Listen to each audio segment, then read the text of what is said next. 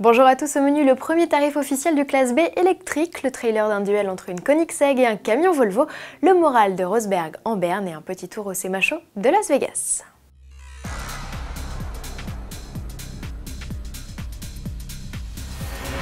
L'arrivée imminente du classe B Electric Drive dans la gamme Mercedes aurait presque tendance à éclipser le classique monospace. Commercialisé aux États-Unis depuis quelques mois, il débarque enfin en Europe. Mais à quel prix? Mercedes lève en partie le mystère avec l'ouverture en Allemagne ce 3 novembre du carnet de commande du monospace électrique. Tarif 39 151 €. Les prix français seront eux dévoilés fin novembre. Mais selon les infos glanées par Autoplus, la mise de départ serait plutôt située autour des 43 000 € hors bonus, soit au final près de 8 000 € de plus qu'une BMW i3. Notez en passant qu'aux États-Unis, l'écart de prix entre les deux modèles n'est que de 100 $. Allez comprendre. Côté options, Mercedes propose d'étendre l'autonomie de 200 à 230 km moyennant 900 € et une alerte acoustique à faible vitesse contre une centaine d'euros. Pour mémoire, le classe B Electric Drive embarque un moteur électrique de 180 chevaux en provenance directe du spécialiste en la matière, Tesla Motors. En matière de duel, vous pensiez avoir tout vu? C'était certainement sans compter sur Volvo Trucks. Pas peu fier des performances de ses camions et notamment de sa toute nouvelle boîte de vitesse à double embrayage, il a décidé de la mesurer à celle d'une Koenigsegg One, une supercar de près de 1400 chevaux. Résultat des courses, le 11 novembre. D'ici là, le SEMA Show de Las Vegas saura fermer ses portes.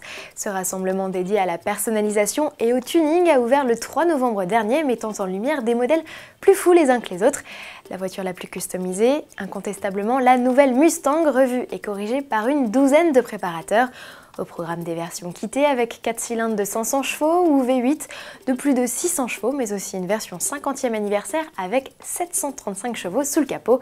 Chez Chevrolet aussi, on rend un hommage à la 5e génération de Camaro qui ne va plus tarder à quitter la scène. Enfin, Corvette marque à sa façon l'événement en montrant la première rescapée de l'effondrement du musée Corvette en février dernier. Cette ZR1 Blue Devil, entièrement restaurée, a retrouvé toute sa voix et est fin prête à rejoindre de nouveau le musée situé dans le Kentucky. Et toujours à propos des États-Unis, le Grand Prix d'Austin a marqué la 5e victoire d'affilée de Lewis Hamilton, de quoi mettre un coup au moral de son coéquipier Nico Rosberg qui montre une nouvelle fois sa fragilité. Déstabilisé depuis le Grand Prix de Spa, il manque cette fois d'appuyer sur le bouton d'overboost pour maintenir Hamilton à distance. Pour notre spécialiste Jean-Louis Moncey, l'Allemand a décroché. Moi je pense que quand on veut devenir champion du monde, on ne peut pas se tromper sur les boutons, il n'y a pas de miracle. Alors je pense que Rosberg il n'y est plus. Il n'est pas dans la conquête de son titre. En revanche, Hamilton, lui, ça lui sourit. Il a compris le bénéfice qu'il pouvait tirer de la situation de l'équipe après la Belgique.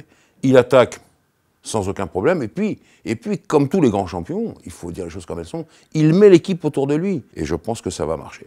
Retrouvez l'intégralité de cet entretien sur le blog de notre spécialiste. À demain.